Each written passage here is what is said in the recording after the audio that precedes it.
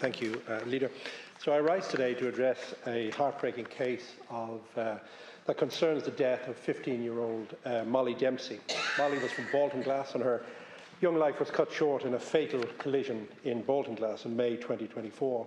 She was a daughter, she was a sister, she was a niece, and she was loved and part of a family who are now waking up every day with a silence that should never have been.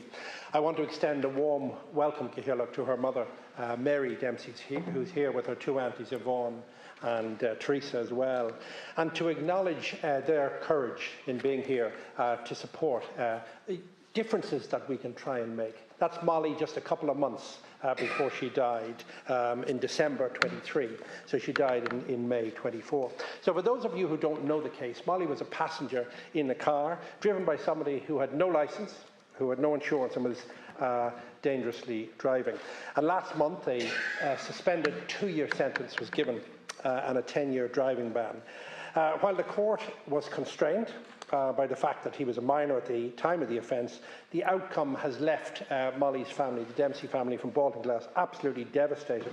And their grief was very evident when they were leaving the court case and they were holding a teddy bear which played the voice of Molly. Now, I'm not criticising any judge or undermining the courts, but at the same time we have to respect the rule of law, but we have a responsibility in this House to ask questions about whether something doesn't sit right with the public when families feel that justice hasn't been served.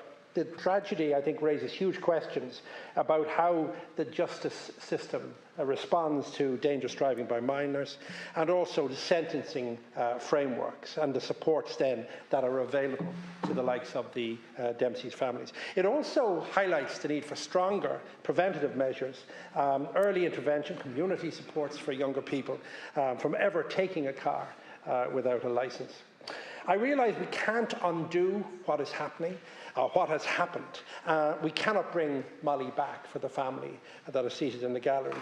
And nothing that we can say or do in this House can fill that space. But I am asking for the Minister for Justice to come before this House to outline whether current legislation is sufficient and what reforms may be necessary to ensure that no family endures what the Dempsey family have endured. So Cathaoirleach, I just want to say to her family that Molly certainly did matter and her life mattered.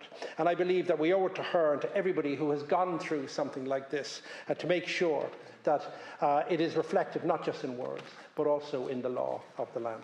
Thank you, Cathaoirleach, and thank you, Leader.